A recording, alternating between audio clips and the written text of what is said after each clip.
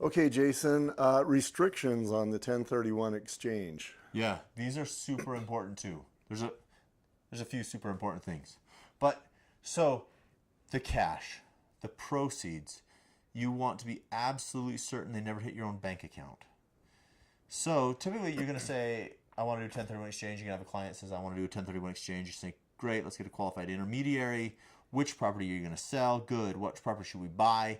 And then you start the ball rolling. You can actually pick 3 different properties to buy in case something goes wrong. So you can identify 3 in those 45 days. So that's how we avoid the problem that I described earlier, where we were going to buy Joe's laundromat. Car wash. You were on car washes at that time. You weren't laundering money yet. Yeah, well, let's launder some money now.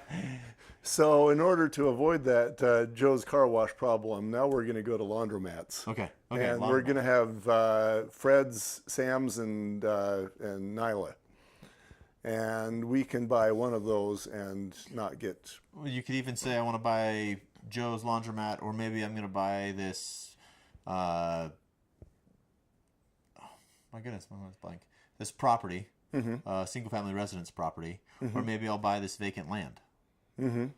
So any of those would work. They don't have to be all laundromats, but you could say any one of these 3 are ones I'm going to buy. But you start out saying you're going to do a 1031 exchange. The company will do it.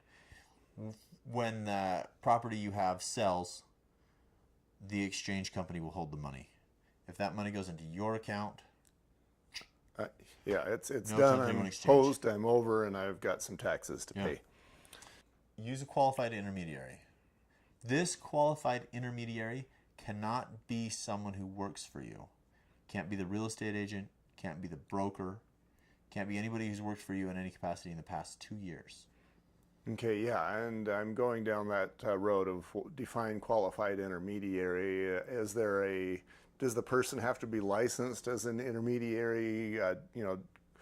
Does it change things if do they have to be like a lawyer, or what is the definition of qualified? If you're going to do a 1031 exchange, a lot of title companies have 1031 exchange qualified intermediaries. Okay. So I would start there and ask. I know that several title companies around here have qualified intermediaries that can do it. Okay, so yeah, I can hear the realtor asking the question, well, if I need a qualified intermediary, where do I find one? And it's ask your title company. Or Google. Okay. Yeah, Google usually. Yeah. You find a lot of things there. That's what I hear. Right? Yeah, I don't know. But be careful when you're picking a qualified intermediary, because they will have your money. You can't receive your money. They will have your money. If they go bankrupt, if they decide that the $3 million that you're moving is a good amount to ditch the country with, they can do that. And then you're going to have your $3 million gone. You're going to have pulled it out. You're going to have identified your property. You're going to have picked it within 45 days. But you're going to have a hard time closing on your new property within the 180 days. So you're going to have cashed out your asset, and you're not going to be able to complete the 1031 exchange. And then you're going to be missing $3 million. Yeah. Not only do you lose the $3 million, but you've got taxes to pay on that Exactly. $3 million. Anyway, so be careful. Use a good qualified intermediary. Watch that. Okay. So yeah, that tells me you definitely don't want to just hire your brother-in-law to be the intermediary. It's got to be somebody that you have a reasonable expectation they're not going to go have a long-term Mexican vacation with your money. Okay. So the 1031 exchange is going to go on IRS form 8824.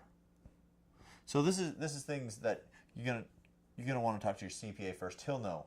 But the 8824 is going to list the description of the properties exchanged, the dates that the properties were identified and transferred, any relationship between the parties of the exchange, the value of the like-kind property, the gain or loss, the cash received or paid, liabilities relieved or assumed, the adjusted basis of the like-kind properties.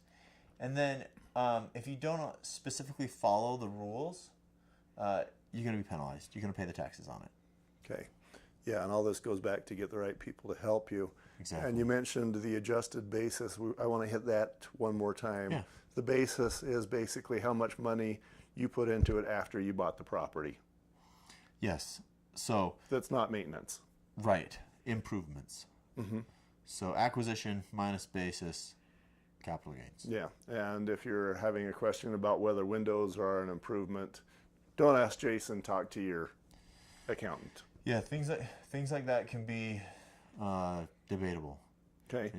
and then it's up to you to use discretion how aggressive you want to be. Okay, and then you mentioned also that there is a requirement to identify the relationship between buyer and seller. So if I'm buying from my brother, does that change what has to happen in any way? Not necessarily. Okay, So we're just disclosing. right, got to be who they are. Got it. So buying and selling for family can bring up some other red flags, but it wouldn't necessarily disqualify you from a 1031 exchange. Okay. You couldn't be the intermediary. So next up, we've got 5 tips for a smooth exchange. Got it. We'll be right back.